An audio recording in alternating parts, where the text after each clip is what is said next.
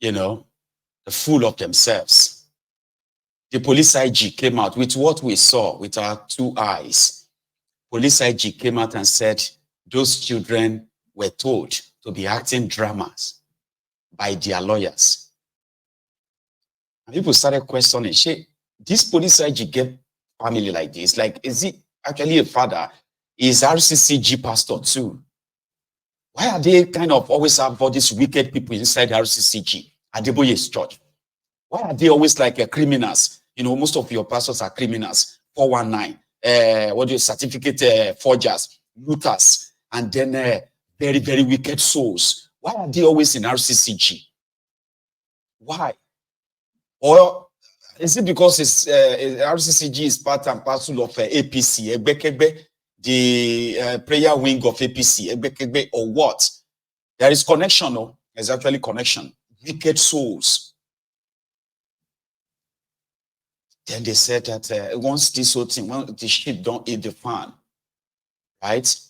The Office of the Attorney General, Minister of Justice, claimed that he was never aware. You are not aware that your office is prosecuting children. How?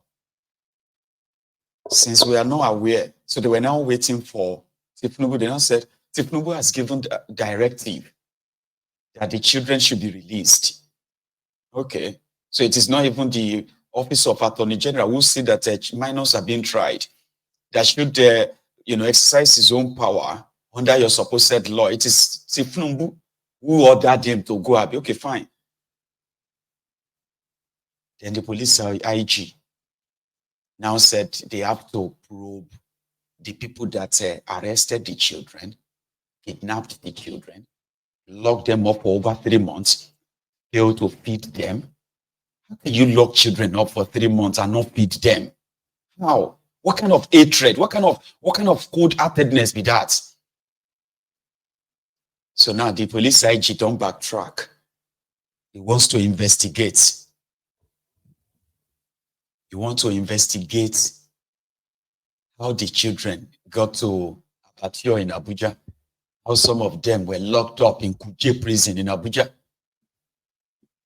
They would have to arrest and prosecute anybody found guilty. Really?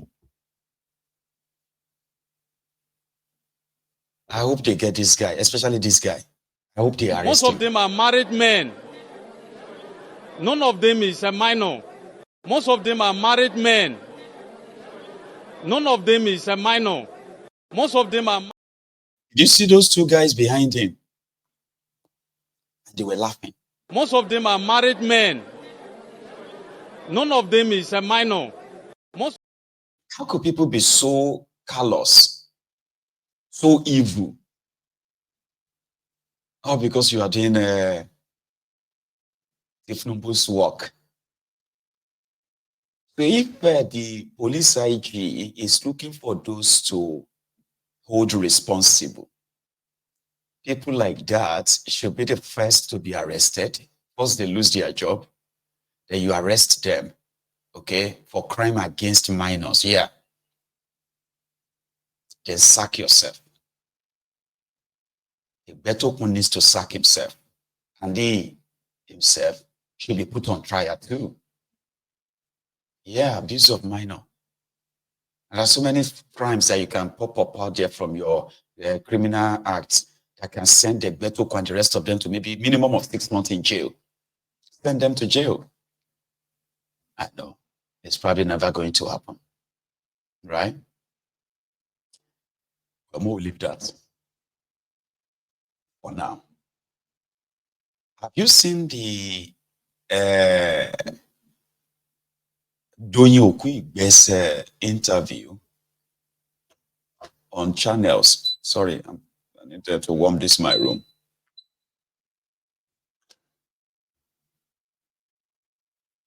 He was responding to several stuff, including when the recent podcast of Peter Obi, where Peter Obi spoke about the broken system that you have in Nigeria, where people are praying for miracle money, miracle alert, or they are spending their days in churches looking for miracles to pay their bills.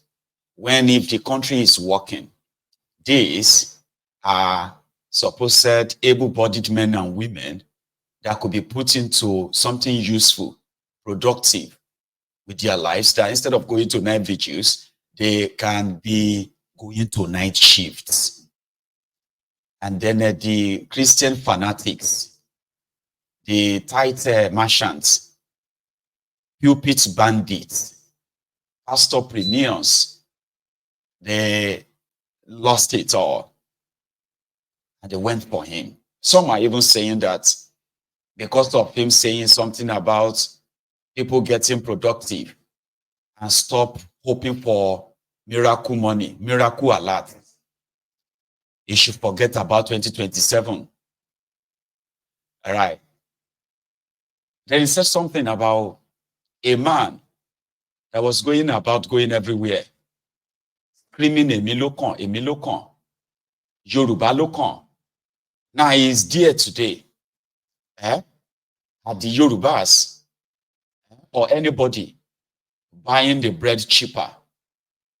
But they choose those ones who are like the fanatic Christians.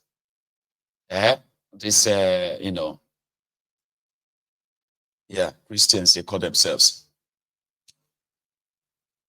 who decided to misquote him and intentionally twist what he said. Similarly, Doyin Okuigbe was on Seun's program on channels. So we are going to deal with this in parts and respond to it. Here is the first one. I saw that you visited President Bola Tinubu. Yes, I want to say a friend. I want to say a good man, an administrator, a man that is evidently concerned. I was shocked. He told me that, look, I know there's a lot of criticism, but I'm busy and I am focused on what I'm doing. I see a man that is passionately concerned, resolutely committed, and determined to work, even at his age.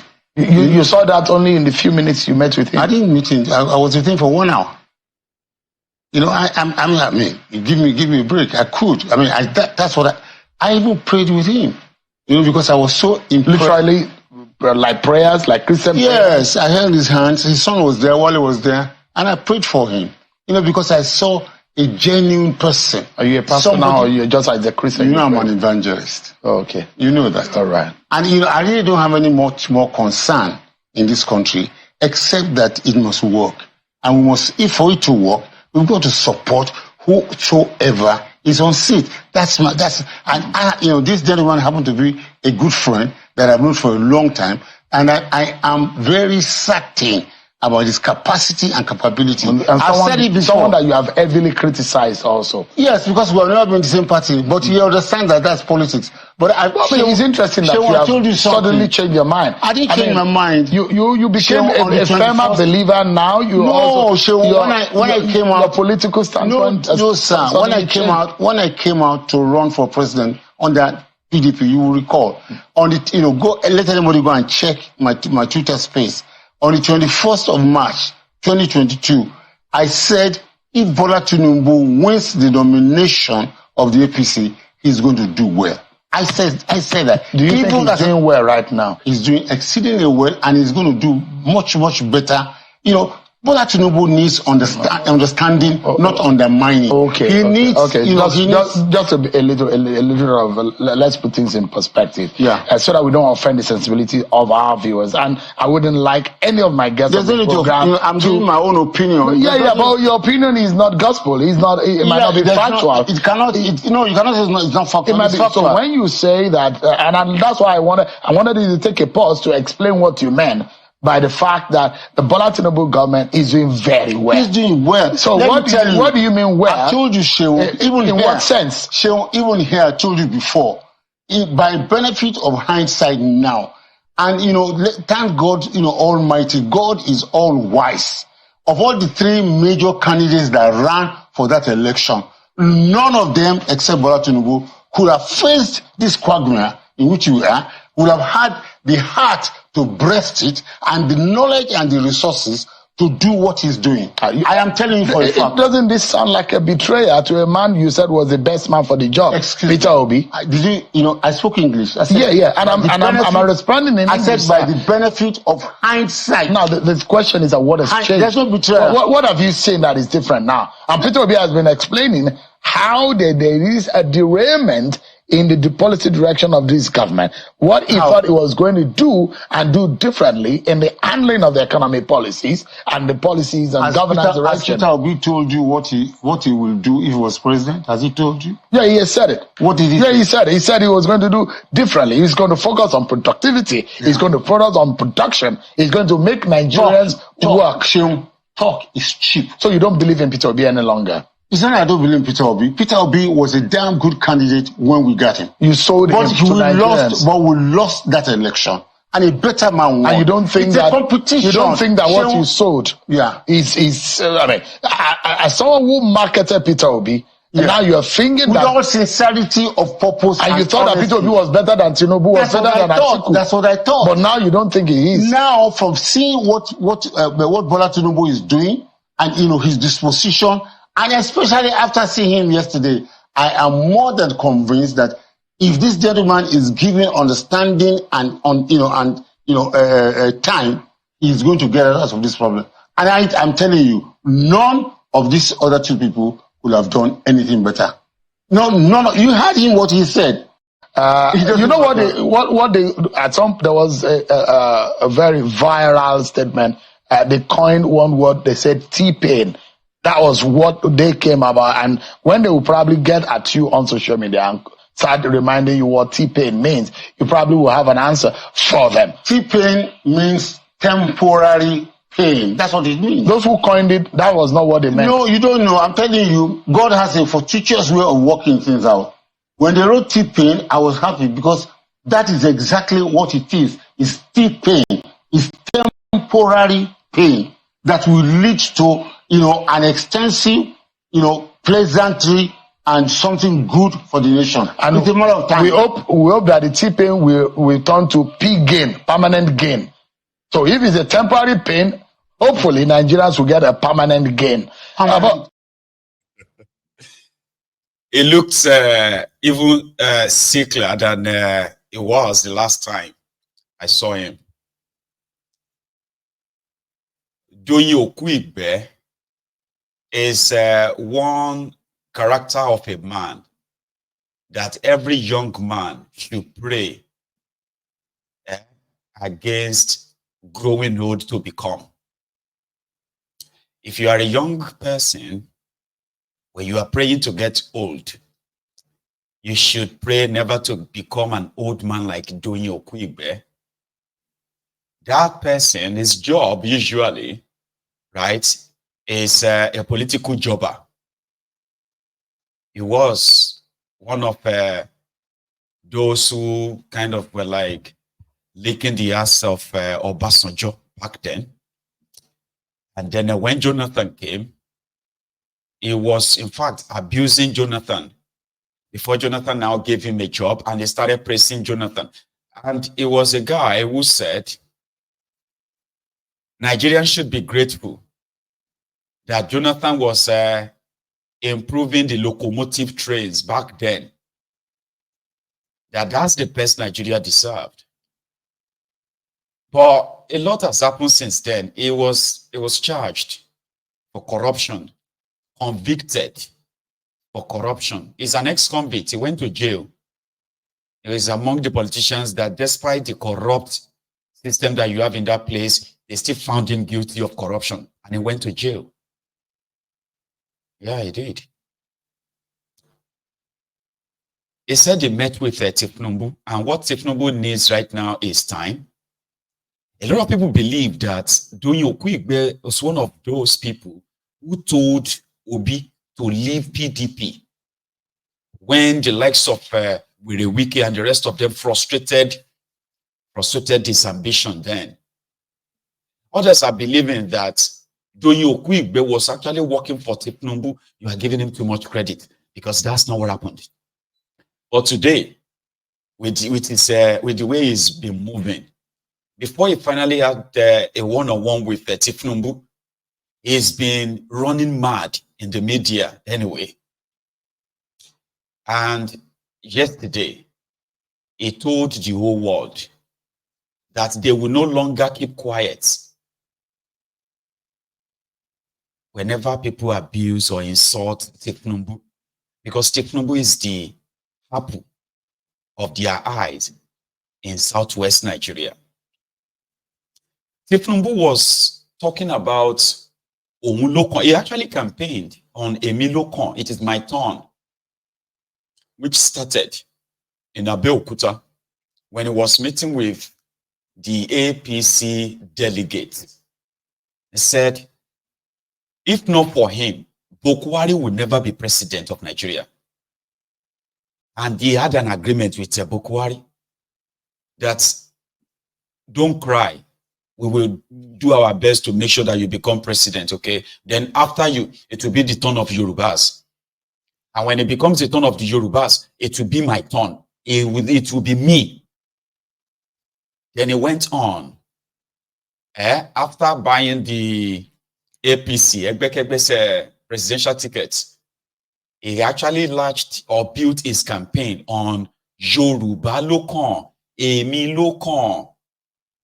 So Peter Obi was kind of talking like, in a general term, that if anybody tells you that support me because I'm a Muslim, support me because I'm a Yoruba or I'm a Hausa or I'm a Igbo or anything, they are only kind of deceiving you. Because no Yoruba or nobody anywhere in Nigeria is buying anything cheaper. Right? He even said that the issue with Bobrisky and co, they're just mere distraction. Okay, in his own kind of like talking way, right? Obi was like, if the women, that you are a woman, that you have a special price for you as a woman in Nigeria today, like a lot of people will begin to dress like Bobrisky just to get a discount. So similarly, he said the same thing about Tinubu, who was everywhere shouting Yoruba Lokon. Today, even though he's a Yoruba man in charge today, the Yorubas are not buying anything cheaper in any part of Nigeria and say, okay, it's cheaper there because they are Yorubas. No, it simply means that these guys are selfish and it's all about themselves and they will use anything and say anything just to gain that power, only to abandon the people. Doyin Okuigbe picked that, and some Meronukus were also kind of running mad on social media that the Yorubas voted for him. In fact, see all of you Yorubas that voted for Obi, we told you, look at what he said about Yorubas. What did he say? There's somebody who was everywhere shouting Yoruba Lokon, Yoruba Lokon. They even have a song for it. I'm going to show you all of that this evening. But here is how Doyin Okuigbe responded to that. A total ass slicker. Nah. See, if you are going to grow old and become somebody like this, it better make you die young. Honestly. You took heat at your former principal. Then did you see where he twisted the T-pain, Tinubu's pain to temporary pain? It's unfortunate that somebody like this, he looks so sick, right? He may even be dead before 2027. That some of you will not have the chance of possibly replaying this video for him. It looks like he's so close to dying anyway. But listen. You took heat at your former principal, Mr. Peter Obi. I didn't think he. No. Yeah, you said to him. You criticized him on Twitter based on his comment on an online. I corrected him. I cannot hate Peter Obi. I am sentimentally attached to Peter Obi. Peter Obi. How do you balance it? Listen to You're me. attached to Peter Obi. Hold on now. Tinubu. Peter Obi was my project. And I am part and parcel of those who built Peter Obi up. I can't publicly, denigrate that or break down that house. No, I won't do it. But, you know, when the sensibilities of some of us are affected, you know, especially when it becomes, you know, a zonal matter. I mean, when you take the entire Yoruba race, you know, you call them out. I'm an elder statesman.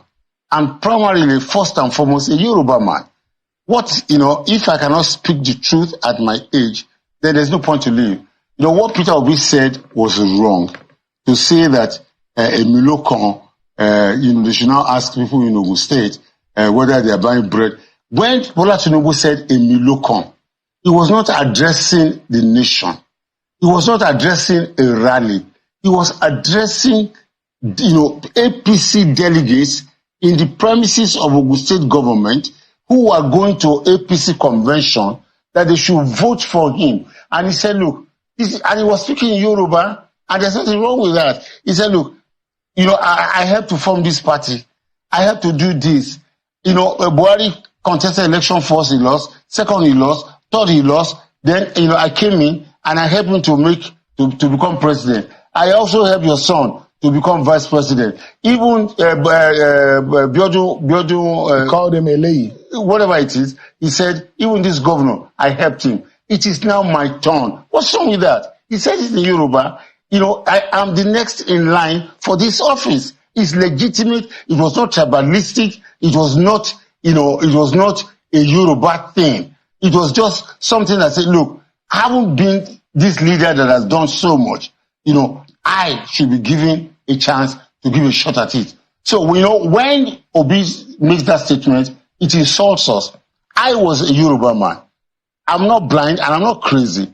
I left everything and I followed Obi.